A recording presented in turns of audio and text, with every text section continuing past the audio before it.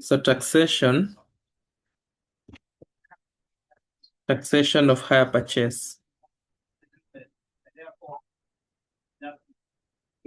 Taxation of hire purchase business.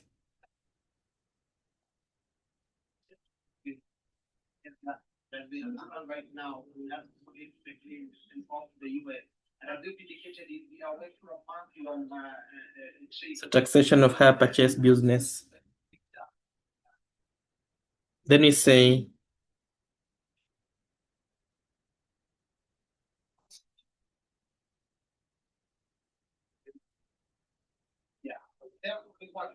in calculating its taxable income,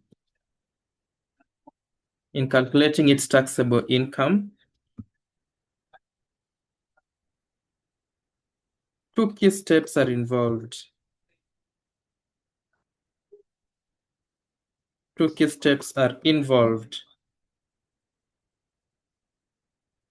I.e.,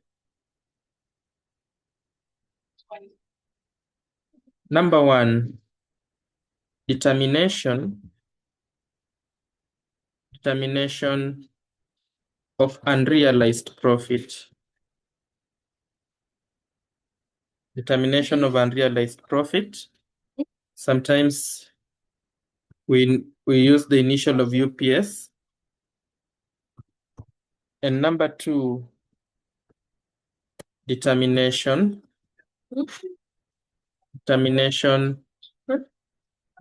of gain stroke loss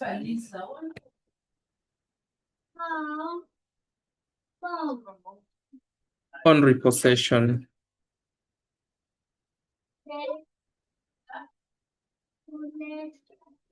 Determination of gain stroke loss on repossession. So sometimes hire purchase, with hire purchase, you get a trader is selling some goods on hire purchase terms. If you fail to pay the hire purchase interest, the installments, the goods will be repossessed. So these goods can be repossessed, alafu upate zime lose value ama zija lose value. Kama zime lose value, you shall have a loss on repossession. If they have not lost value, you are repossessing them and they still have some value, there'll be some profit or gain on repossession. So you'll need to calculate the gain on repossession and you'll need to calculate the unrealized profit.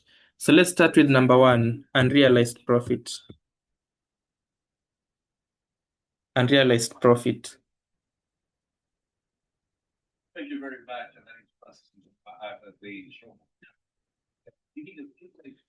So the unrealized profit, you just say, it is the profit arising from the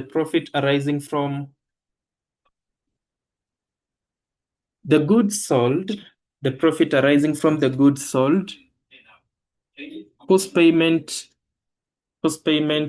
is not yet received. The profit arising from the goods sold, whose payment is not yet received.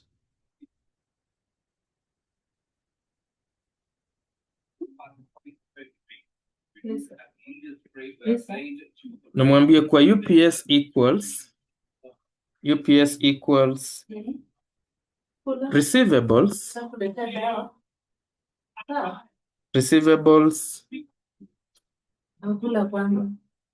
divided by sales. Receivables divided by sales.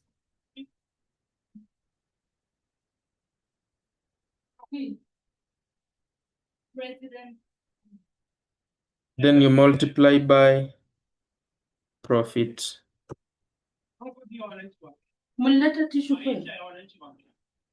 Receivables divided by sales, you multiply by the profit.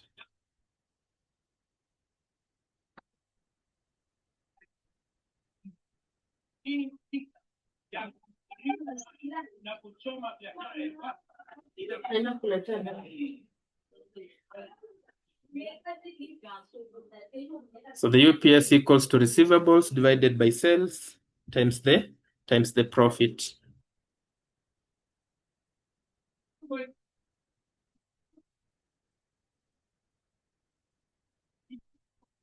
That gives us the UPS, unrealized profit, equals to that. Let me remove this, that it makes some sense. Good. So receivables divided by sales times that one.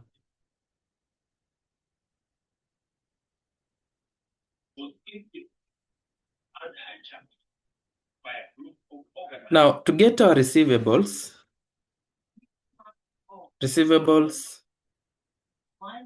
is simply the difference between total sales minus total receipts.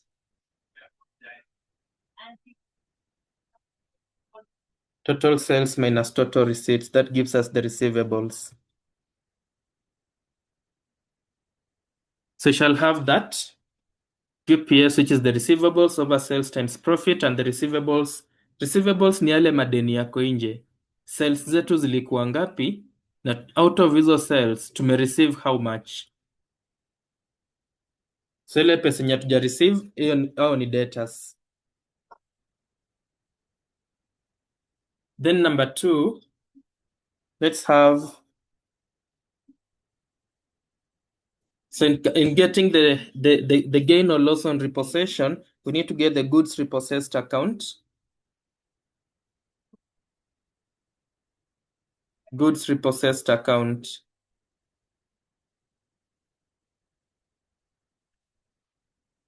We need to prepare the goods repossessed account.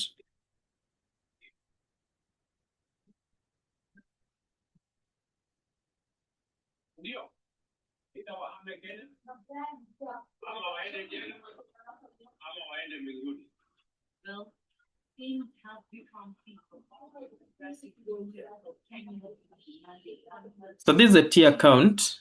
This is a T account. This is a T account.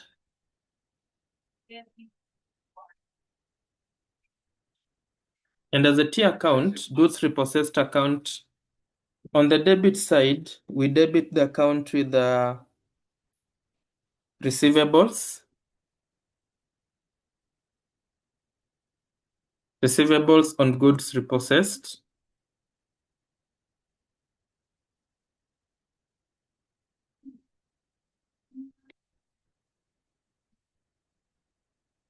Receivables on goods repossessed.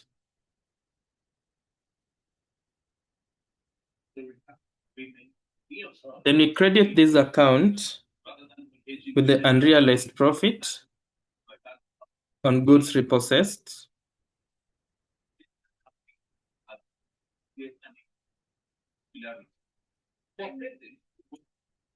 On goods repossessed. Then you also credit with the revaluation amount. They were revalued to how much?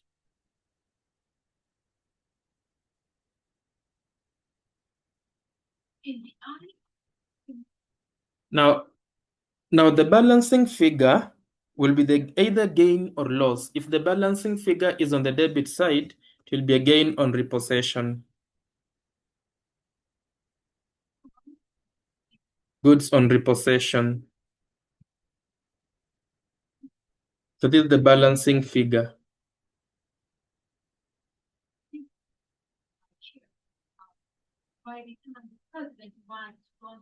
So if the balancing figure is on the debit side, that will be a gain on repossession.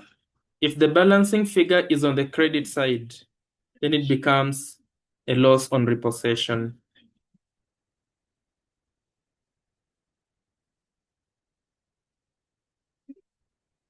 Loss on repossession.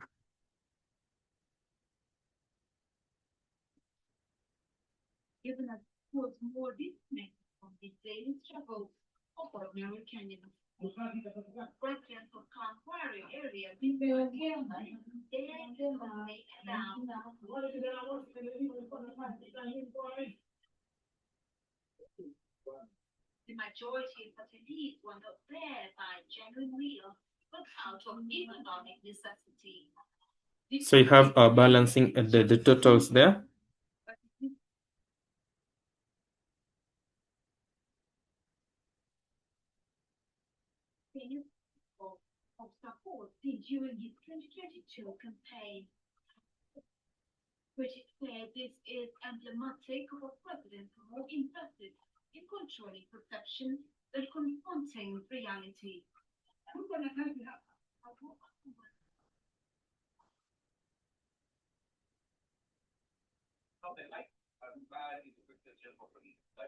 So those are the two accounts. Those are the two things: UPS and the gain or loss on repossession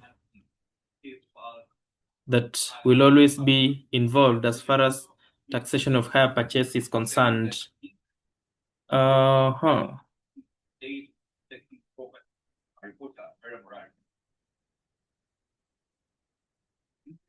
We can there's a question we had identified.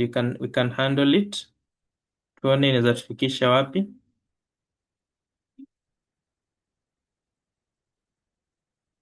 Yeah, here we go. Question 5C. Question 5C of April 2024.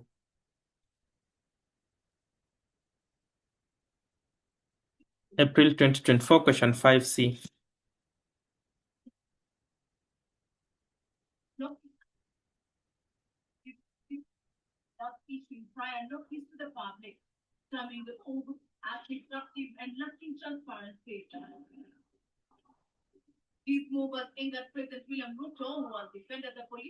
So let's see. Let's look at question 5C. We are told that the following information was presented to you by the management of Smartech Limited for the year ended 31st December 2023. The company deals in the sale of a variety of laptop models and sells them entirely to college and university students on hire purchase terms.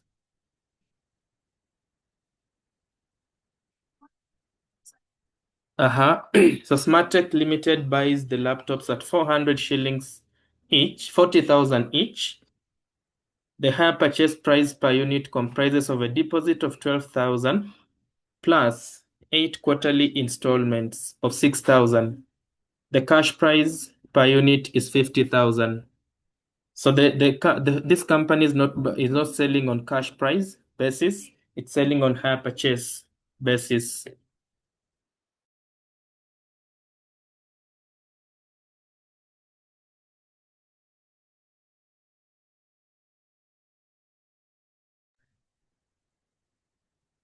So you have for the year ended, so 50,000 in most likely itakuwa kelele because you are dealing with hire purchase terms, not cash terms, not cash price terms. For the year ended 31st December 2023, a total of 2460 laptops were sold, and the company had received a total of 86.6 million from the sales. During the last quarter of the year, 100 laptops were repossessed, and the students had already paid 2.4 million on the repossessed laptops.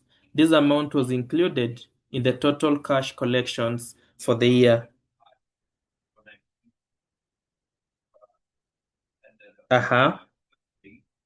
Expenses incurred in the course of the year comprised rent expense. Rent is allowable expense. Then we have prepaid rent as at the beginning and the prepaid rent as at the end. Prepayment at the beginning we add, prepayments at the end we less. You remember incomplete records? Legal expenses of 1.2 million, out of which 320 was in respect of defense against copyright license infringement.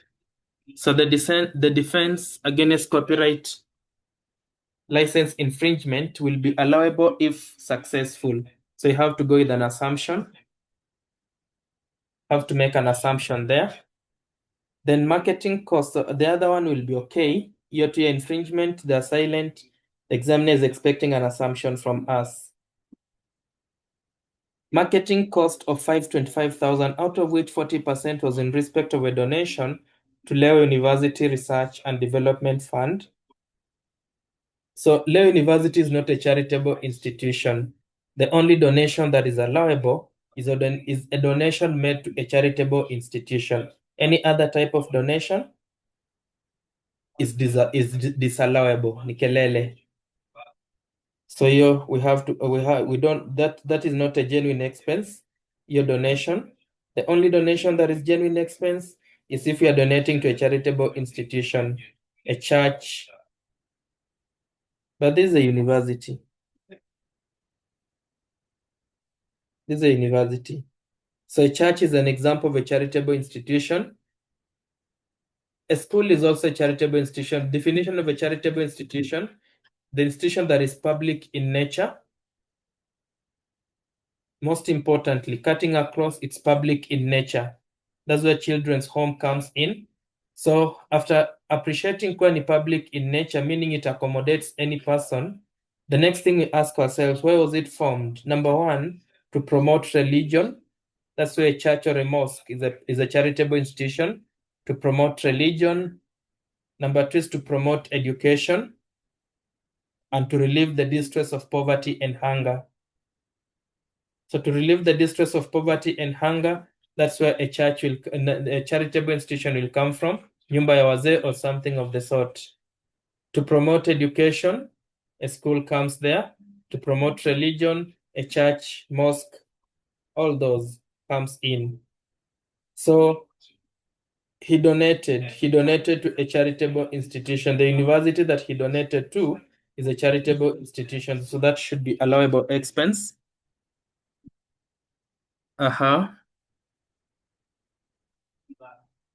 And 120,000 for erection of a signpost. So he erected a signpost. That's a fixed asset. He did not hire the space on the sign on the signboard or something. Ali erect signpost yake, meaning that's a capital expenditure. That signpost will serve him for more than 1 year. So I give it the capital allowance. We shall go to the leakage and see.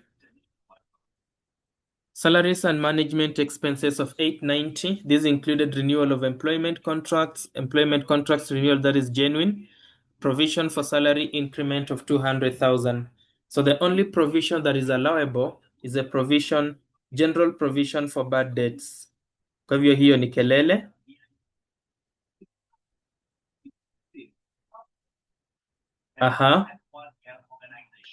Then we have then you're told where are we? Installation. So the provision for salary will be disallowed.